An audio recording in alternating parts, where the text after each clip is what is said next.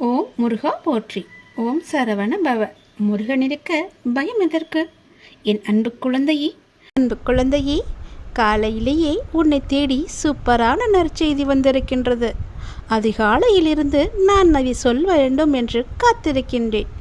இனி என்னை காக்க வைக்காதே தங்கமி. உனக்கான சூப்பரான நற்செய்தியை நீ என்னை தொட்டால் உடனே சொல்லிவிடுவேன். சீக்கிரம் தொடு. இன்று விடியற் காலையிலேயே நம் எல்லோர் இல்லங்களிலும் உள்ளங்களிலும் ஒரு பேரானந்தம் நிறைந்திருக்கிறது. ஏன் தெரியுமா? நம் குருதேவர், கலியுகத்தின் கண்கண்ட தெய்வம் சீரடி சாய் மகாராஜ் அப்பா இன்று காலையிலேயே பேரானந்த நற்செய்தியோடு நம் வீட்டு வாசலில் வந்து நின்று கொண்டிருக்கின்றார். அவர் சும்மா வரவில்லை. தன் கைகளில் உங்களுக்கான ஆசீர்வாதங்களையும் நீங்கள் இத்தனை நாட்களாக எதிர்பார்த்து காத்திருந்த ஒரு நல்ல செய்தியையும் சுமந்து கொண்டு வந்திருக்கின்றார். என் அன்பு குழந்தையிலேயே, காலையிலேயே உனக்கான நற்செய்தியை கேள். யோசித்துப்பார். உன் வீட்டின் பொருளாதார நெருக்கடி தீரப்போகிறது. தடைப்பட்டு கொண்டிருந்த சுப காரியங்கள் நடக்கப் போகிறது. திருமணம், வேலை வாய்ப்புகள் எல்லாம் சுலபமாக நடக்கப் போகிறது. உங்களை விட்டு பிரிந்து சென்ற உறவுகள் உங்களை தேடி மீண்டும் வருவார்கள். உங்கள் உடலில் இருந்த நோய்களும் உபாதைகளும் அப்பாவின் உதியினால் குணமாகப் போகிறது. சாய்பாபா தன் பக்தர்களுக்கு சொன்ன மிக முக்கியமான 2 விஷயங்கள் இருக்கின்றது. அதை நீ மறந்து விடாதே. நீங்கள் இத்தனை காலம் பொறுமையாக இருந்ததற்கான பலனை அறுவடை செய்யும் நாள் இந்த நாள்தான். பாபாவின் வார்த்தைகளில் உங்களுக்கு சந்தேகம் வரலாமா? உண்மையிலேயே என் கஷ்டம் தீர்ந்து விடுமா என்று உங்கள் மனம் சஞ்சலப்படலாம். ஆனால் சாய் சச்சரிதத்தை படித்து பாருங்கள். பாபாவை நம்பி சஞ்சலப்பட்டவர்கள் யாரும் கெட்டதில்லை.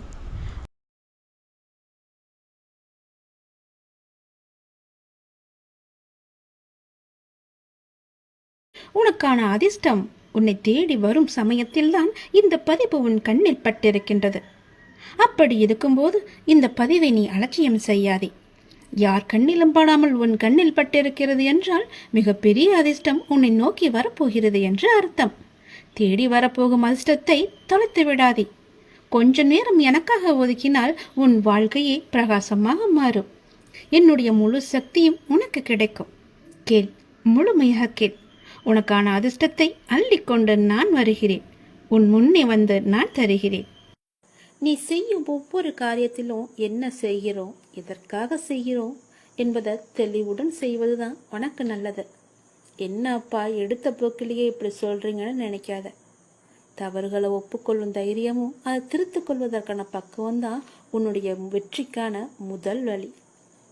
உன்னுடைய மனசை நீ அமைதியாக்கி கண்ணை மூடி கவனமா கேளுத. கண்மூடி உன் வாழ்க்கையை நினைச்சு பாரு. இங்கு யாருக்கும் யாருமே நிரந்தரம் கிடையாது. ஒரு நாள் எல்லாமே வெற்றிடும் தானே.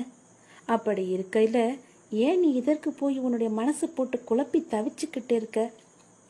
ஏன் எல்லா நேரமும் அது கிடைக்கலையே, இது நடக்கவே இல்லையேன்னு புலம்பிக்கிட்டே இருக்க? அப்படி இல்லைன்னா இப்படி நடந்துருமோ, இப்படி இல்லைன்னா அப்படி நடந்துடுமோன்னு நீ தவிச்சுக்கிட்டு இருக்க.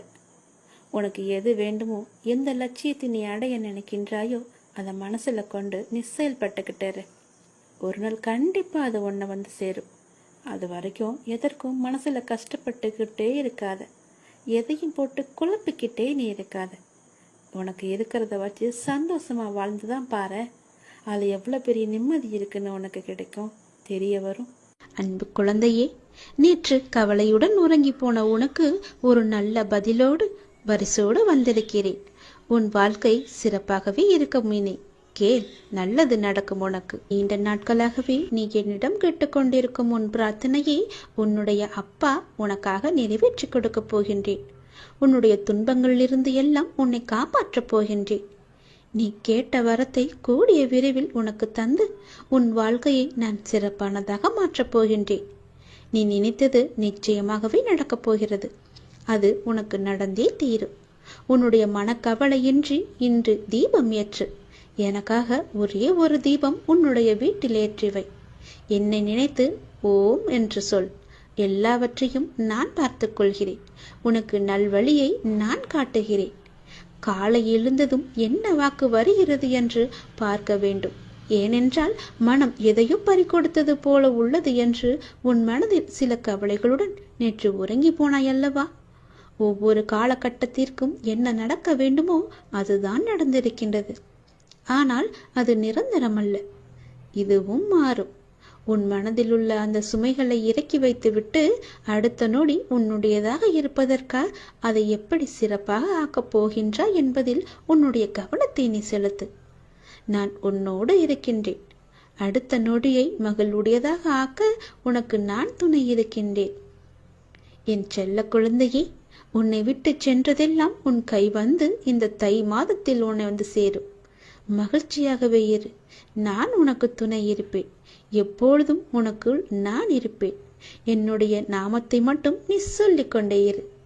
நீ மகிழ்ச்சியாக இருந்தாலும் உன்னுடைய மனதில் ஏதோ ஒரு பயம் ஓடிக்கொண்டே இருக்கின்றதே. எதற்காக அது தேவையற்ற பயம். உன் வாழ்க்கையில் நல்ல மாற்றங்கள் ஒவ்வொன்றாக நடக்க ஆரம்பம் ஆகிவிட்டது. பயம் உனக்கு எதிர்மறை எண்ணங்களை மட்டுமே தரும். அந்த பயத்தை நீ தூக்கி எறிந்துவிடு. உன்னுடைய மனதை நீ எப்பொழுதும் நேர்மறையாய் மட்டுமே வைத்துக்கொள். அதில் எதிர்மறையை உட்புகுத்தி விடாதே. அதை தடுத்து நிறுத்த வேண்டிய பொறுப்பு உனக்குள் தான் இருக்கிறது. அதை நீ மட்டுமே செய்ய முடியும். நீ நினைத்தால் கண்டிப்பாகவே முடியும். அந்த எதிர்மறை எண்ணங்கள் உன் செயல்பாட்டை எல்லாம் தடுத்து உன்னை தோல்வியில் சென்று அடைய வைத்துவிடும். முதலில் அந்த பயத்தை விடு. நல்லதை நினை. உனக்கு நன்மைகள் மேலும் மேலும் பெருகிக் கொண்டே இருக்கும். உன்னுடைய வாழ்க்கை உயரும் நேரம் இது. உன்னை வாழ்வை எப்போது குறை சொல்லாமல் ஏற்றுக்கொண்டாயோ, வினையை எப்போது நீ புரிந்து கொண்டாயோ, அப்போதே பல மாறுதல்கள் எல்லாம் உன்னுடைய வாழ்வில் நடக்க ஆரம்பித்து விட்டன. நீ விரும்பியபடி நடந்தால்தான் மகிழ்ச்சி இருக்கும் என்று நினைத்தாய். ஆனால் இப்போது உனக்கு அமைந்த வாழ்விலே நீ அனைத்து மகிழ்ச்சியையும் காண இருக்கின்றாய். இடமாற்றம், வேலை மாற்றம் என நீ எதிர்பார்த்த பல மாற்றங்கள் நிகழப்போகிறது. நீண்ட நாட்களாகவே நீ என்னிடம் கேட்ட ஒரு வேண்டுதலும் இந்த மாதத்தில் நிறைவேறப் போகிறது. மகிழ்ச்சியாக சந்தோஷமாகவே அதை அனுபவிக்கப் போகின்றாய். தையும் பிறந்து விட்டது, உனக்கான நல்வழியும் பிறந்து விட்டது. இந்த அப்பனின் ஆசியோடு, இந்த சிவனின் ஆசியோடு இனி நீ கவலையுடன் உறங்க வேண்டிய அவசியம் இருக்காது. நல்ல பதிலும் நல்ல பரிசும் இனி உன் வாழ்க்கையை நல்லபடியாகவே மாற்றும். உன் வாழ்க்கை சிறப்பாகவே இருக்கும். சந்தோஷமாகவே இனி உன் வாழ்க்கையை நீ வாழலாம். வாழ்வில் நடைமுறையில் உள்ள சில விஷயங்களை யதார்த்தமாக நீ புரிந்து கொண்டால் இன்பத்தையும் துன்பத்தையும் சமநிலையில் ஏற்கலாம். நீ முயற்றுப்பார். என் துணையோடு எல்லாவற்றையுமே போராடிப்பார். போராட்டமே இல்லாத வாழ்க்கை இங்கு யாருக்குமே அமைவதில்லை. போராட்டத்தை சந்திக்காத எந்த உயிரும் இந்த பூமியில் வாழ முடியாது. தெரிந்து கொள். பிறந்தது முதல் இறப்பது வரை போராட்டம் இருந்து கொண்டுதான் இருக்கிறது. பிறந்த குழந்தை கூட அழுகை என்னும் சத்தம் செய்துதான் தன்னுடைய தேவைகளை பூர்த்தி செய்கிறது. போராட்டத்தில் பிறந்து போராட்டத்தில் வளர்ந்து போராட்டத்தில் மடிவதுதான் வாழ்க்கை. இன்று மனிதன் போராட்டம் இல்லாத வாழ்க்கை வாழ ஆசைப்படுகின்றான். அதைத்தான் விரும்புகின்றான். வாழ்க்கையில் தங்கள் குறிக்கோளை நிலைநிறுத்திக் கொள்ள ஒவ்வொரு மனிதனும் இவ்வுலகில் போராட வேண்டியிருக்கிறது. பூந்தோட்டத்தில் ஒவ்வொரு நாளும் புது புது மலர்கள் பூப்பதுண்டு. ஆனால் அவை நிலைப்பது இல்லை. அது நியதியும் இல்லை. அது போலத்தான் வாழ்க்கை என்னும் பூந்தோட்டத்தில் ஒவ்வொரு நாளும் புது புது மலர்களாக பூத்து கொண்டிருக்கிறோம். எவ்வாறு பூந்தோட்டத்தில் மலர்ந்த ஒரு பூ நிலைப்பது இல்லையோ அது போலத்தான் வாழ்க்கையும். போராட்டங்கள் இல்லாமல் வாழ்வில் எதுவுமே வெற்றி பெற முடியாது. போராட்டம் இல்லை என்றால் வாழ்க்கை உப்புச்சப்பு இல்லாமல் போய்விடும். வாழ்க்கையில் உங்களுக்கு அழுவதற்கு 100 காரணங்கள் இருந்தாலும் சிரிப்பதற்கு என்னிடம் 1000 காரணங்கள் இருக்கிறது என்று வாழ்ந்து காட்டு. சரியான நேர்மையான வாழ்க்கை பயணப்பாதை முட்கள் நிறைந்த கரடுமுரடான பாதைத்தான். இப்பாதையில் முட்களாகவும் கரடுமுரடான கற்களாகவும் பிறரின் அவமான பேச்சுக்களும் பழிச்சொற்களும் நியாயமில்லாத விமர்சனங்களும் தான் நிறைந்திருக்கும். அதை நீ தெரிந்து கொள். வாழ்க்கை என்பது அவ்வளவு சுலபமல்ல. களை இல்லாத தோட்டம் இல்லை. அதுபோலத்தான் போராட்டம் இல்லாத வாழ்க்கையும் இல்லை. வாழ்க்கை அழகானதாக மாற்றிக்கொள்வது உன்னுடைய கையில்தான் இருக்கிறது. எல்லோருடைய வாழ்விலும் இன்பம் துன்பம் என்று எல்லாமே கலந்துதான் இருக்கும். நாம் அவற்றை எப்படி எடுத்துக்கொள்கிறோம் என்பதுதான் மிக முக்கியம். ஆசையை குறைத்து கொள்ள வேண்டும். மனநிறைவு இருந்தாலே போதும். உன்னுடைய வாழ்வில் மகிழ்ச்சி தானாக நிலைத்து நிற்கும். போராட்டம் இருந்தாலும் கூட யாரும் வாழ்க்கையை வெறுப்பதில்லை. போராட்டங்களை எல்லாம் ஏற்றுக்கொள்ளவும் நமக்கு ஏற்றதாக மாற்றிக்கொள்ளவும் பழகினாலே போதும். வாழ்க்கை பூந்தோட்டமாக மாறிவிடும். உங்களின் வாழ்வில் நல்லது நடக்க வேண்டுமென்றால் நான் சொல்வதை பின்பற்றுங்கள். நீங்கள் எப்படிப்பட்ட பாதையில் பயணம் செய்தாலும் உங்கள் நற்சிந்தனையாலும் நற்செயல்களாலும் மலரும் புதிய பயனுள்ள மலர்களால் பாதையை நிரப்புங்கள். உங்கள் வாழ்வு இனிதாக அமையும். நீங்கள் வாழ வாருங்கள். என்னுடைய ஆசையுடன் நீங்கள் போராட்டத்தில் குதிக்க தயாராக இருங்கள். என் துணை உனக்கு உண்டு. எல்லோருக்குமே சிவன் என்றால் பிடிக்கத்தான் தெரியும். தந்தை சிவபெருமான் நினைப்பது என்பது மிக பெரிய புண்ணியத்தின் ஒரு சத்திய வருமானம். மனித வாழ்க்கை வியாபாரமாகிவிட்ட இந்த காலத்தில் அந்த வியாபாரத்தை லாபமாக மாற்றுவதற்கு நாம் இறைவனுடன் வியாபாரத்தை இணைத்து கொள்ள வேண்டும். இறைவனுடன் வியாபாரம் செய்வதற்கு அவருக்கு வேண்டியது எல்லாம் உங்களுடைய பணம், காசு, தொழிலில் வரும் லாபம் இது எல்லாம் கிடையாது. நீங்கள் சுத்தமான மனதுடன் அவரை நினைவு செய்ய வேண்டும். உங்களிடம் என்னென்ன தீய குணங்கள் இருக்கின்றதோ அவற்றை அவரிடம் அர்ப்பணித்து விட வேண்டும். அர்ப்பணித்தவற்றை திரும்ப வாங்கக்கூடாது. அர்ப்பணித்த பின் அந்த இடத்தை நிரப்புவதற்கு அவரிடம் இருந்து நற்குணங்களை பெற்றுக்கொள்ள வேண்டும். இதுதான் இறைவனிடம் நாம் செய்யும் கொடுக்கல் வாங்கல். மற்றபடி நாம் செலுத்தும் காணிக்கைகள் மற்றும் அபிஷேகங்கள் இது இறைவனை குளிர்விக்கின்றதா என்றால் நமது நன்னடத்தை எவ்வளவு இருக்கின்றதோ அதை பொறுத்தே நாம் இறைவனுக்கு செலுத்தும் அர்ப்பணிப்பையும் அவர் ஏற்றுக்கொள்கின்றார். வாழ்க்கையில் தவறான பாதையில் சென்றுவிட்டு மனித வாழ்க்கையின் தர்மத்திற்கு உட்பட்ட செயல்களை மறந்துவிட்டு இறைவனுக்கு என்ன அபிஷேகம் செய்தாலும் அதனால் அவர் மனம் குளிர்வதில்லை. பாவத்தினுடைய செல்வத்தினால் ஒருவர் புண்ணிய காரியம் செய்தாலும் அந்த புண்ணியம் செய்ய வேண்டும் என்ற எண்ணத்திற்கு கண்டிப்பாக பலன் கிடைத்தே தீரும். ஆனால் அதிலும் சதவீதம் என்பது இருக்கவே செய்யும். எனவே முழுமையான நல்ல மனிதனாக மாறி இறைவனுடன் நாம் கொடுக்கல் வாங்கல் செய்ய வேண்டும். கோவிலில் மூர்த்திக்கு முன்னால் அன்றன்றைய கணக்கை ஒப்படைக்கின்றார்கள். இவ்வளவு வரவு, இவ்வளவு செலவு, இவ்வளவு தங்கம் வந்தது, இவ்வளவு நாணயம் வந்தது, இவ்வளவு வெளிநாட்டு கரன்சி வந்தது, உள்நாட்டு பணம் இவ்வளவு என்று அனைத்தையும் ஒப்படைக்கின்றார்கள். இதை போல நாமும் இரவு உறங்குவதற்கு முன் நாம் நம்முடைய அன்றாட கணக்கை நமது எண்ணத்தில் என்ன வந்து பார்வையில் அவருக்கு முன்னால் வைக்க வேண்டும். பார்வையில் என்ன இருந்தது? தர்மத்தை மீறிய நடத்தை இருந்ததா? வார்த்தையில் கலப்படம் இருந்ததா? பிறரிடம் நான் செலுத்தும் அன்பு உள்நோக்கம் கொண்டதாக இருந்ததா? இதையெல்லாம் ஒப்படைக்க வேண்டும். பணம் மட்டுமே மனிதனுக்கு வாழ்க்கையில் முக்கியமான பொருள் அல்ல. நமக்கு கொடுக்கப்பட்ட காலம், நேரம், நம்முடைய வாழ்க்கையின் ஒவ்வொரு எண்ணம், பேச்சு, செயல் அனைத்துமே இறைவனால் கவனிக்கப்படுகின்றது. இதில் நான் உண்மையாக இருக்கின்றேன் என்பதற்காகவே இறைவனிடம் இரவு கணக்கு ஒப்படைக்கப்படுகின்றது. எனவே லாபம் என்பது பணம் சம்பாதிப்பது மட்டுமன்று. அந்த பணத்தை தர்மப்படியும் நேர்மையாகவும் சம்பாதித்து அதை புண்ணிய காரத்தில் ஈடுபடுத்துவது. இதுதான் ஒவ்வொரு ஜென்மத்திற்கும் உயர்ந்த குடும்பத்திலும் உயர்ந்த நற்குணங்கள் நிரம்பிய மனிதராகவும் அனைவருடைய ஆசிகளை பெற்றவராகவும் நாம் பிறவியாக வாழ்வதற்கு தொடரக்கூடிய கர்மா. நம்முடைய கர்மா அப்படி இருக்க வேண்டும். நாம் செய்யும் செயலுடன் கூடவே இறைவனின் நினைவில் ஒன்றி இருந்து காரியம் செய்ய பழகி கொள்ள வேண்டும். அந்த இறைவனின் நினைவில் இருந்து காரியம் செய்வது கூட ஒரு மிக பெரிய வருமானம். ஒன்று நமது பாவங்கள் அழியும், அடுத்ததாக நமக்கு புண்ணியம் சேரும், அதற்கு அடுத்ததாக நமக்கு என்ன இறைவன் சொல்ல விரும்புகின்றாரோ அதை செய்யும் ஆற்றல் நமக்குள் வந்து சேரும். இதுவே இறையுடன் ஒன்றிய நிலை எனப்படுகின்றது. ஒரு மனிதன் பிறப்பு முதல் இறப்பு வரை இந்த உடல் என்னும் கருவியின் மூலம் செய்யக்கூடிய கர்மத்தின் பலனாக அவனுடைய வாழ்க்கை என்பது உருவாக்கப்படுகின்றது.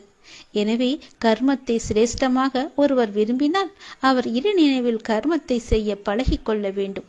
அப்பொழுது கர்மம் தர்மப்படி இருக்கும். தர்மத்தின்படி கர்மம் செய்பவரின் கூடவே அந்த பரம தயாளான பரமேஸ்வரனும் துணை இருப்பார்.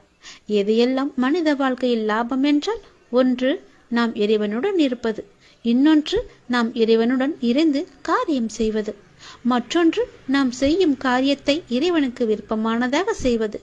இப்படி இருப்பவர்தான் புண்ணியவான். இவரை பார்ப்பவர்தான் மனதார மகிழ்ச்சி அடைகின்றனர். இப்படிப்பட்ட ஒருவரை பார்ப்பவர் திருப்தி அடைகின்றார். திருப்தி அடையும் அவர் மனதார அவரை ஆசிர்வதிக்கின்றார். இப்படிப்பட்டவருடைய மரணம்தான் அனைவருக்கும் இப்படிப்பட்ட ஒருவரை இழந்துவிட்டோமே என்று தன்னையும் அறியாமல் கண்கலங்க வைக்கின்றது. எனவே கர்மத்தை நாம் சிரேஷ்டமாக செய்யும் போது வையத்துள் வாழ்வாங்கு வாழ்பவன் வானுரையும் தெய்வமான ஜோதியான தந்தை சிவபெருமான் மனதில் வைக்கப்படும், மனிதனாக போற்றப்படுவார். எனவே வாழும்போது நல்ல மனிதர்கள் 4 பேரை நாம் சம்பாதித்துக் கொள்ள வேண்டும். வாழும் வரை இறைவனுடைய நினைவில் ஒன்றி வாழ வேண்டும். எங்கே இறைவன் இருக்கின்றாரோ அங்கே மற்ற அனைத்தும் தன்னால் நடந்தேறும் என்பதை நாம் அறிந்து கொள்ள வேண்டும். அனைத்தும் ஈடேறும். நல்லது, வாழ்த்துக்கள் என்று எப்பொழுதும் நம் வாயில் சொல்லிக் கொண்டே இருக்க வேண்டும். அப்பன் சிவபெருமானின் அருளை முழுவதுமாகவே நாம் பெற வேண்டும். நான் உன் வீட்டிற்கு வந்துவிட்டேன்.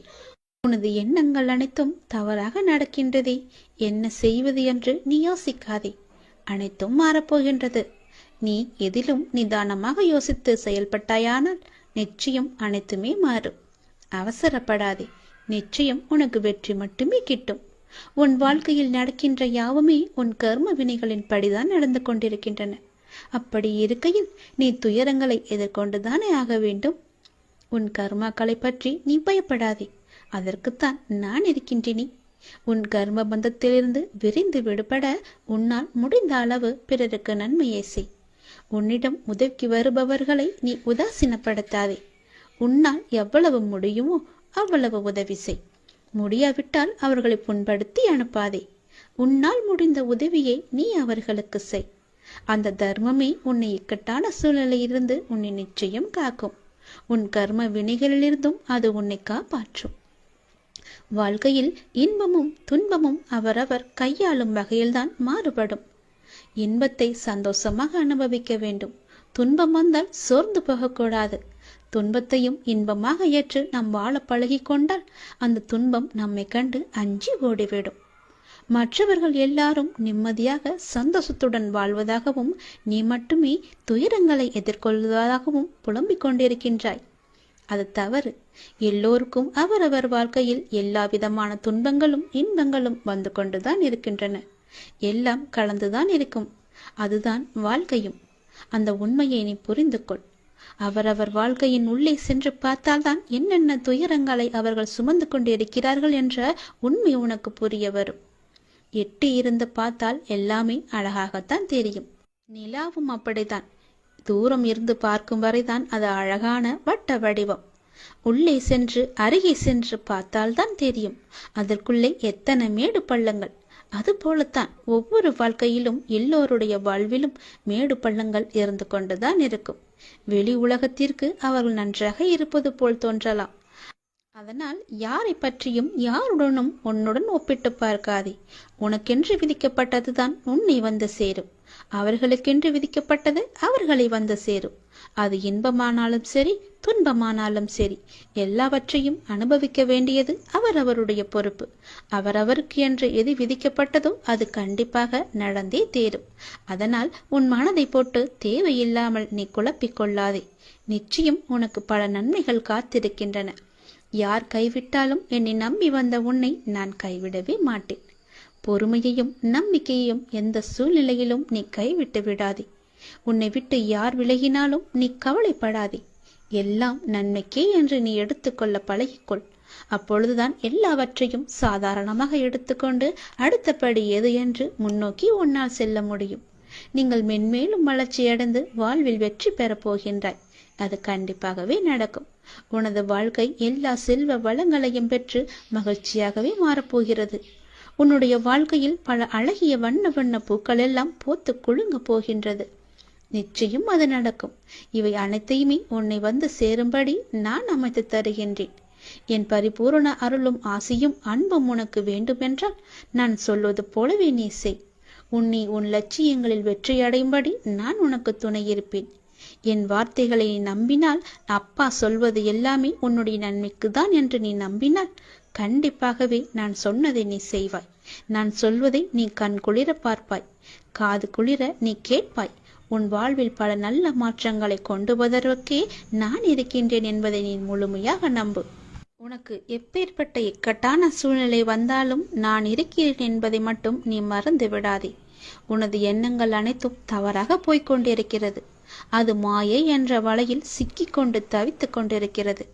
உன்னை காப்பாற்றவே நான் இப்போது வந்திருக்கிறேன். நான் உனக்காக அவதரித்தவன். அனைத்தும் மாறப்போகிறது. எதிலும் நிதானமாக மட்டும் யோசித்து நீ செயல்படு. எது செய்தாலும் என்னிடம் சொல்லிவிட்டு செயல்படு. உனக்கு நல்லதாக நான் அதை மாற்றி காமிக்கின்றேன். எந்த கர்மா உன்னை நெருங்காமல் நான் பார்த்து கொள்கிறேன்.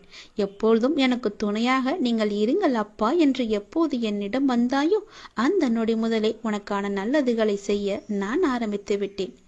எது நடந்தாலும் நான் பார்த்து கொள்கிறேன். நீ தைரியமாக இரு.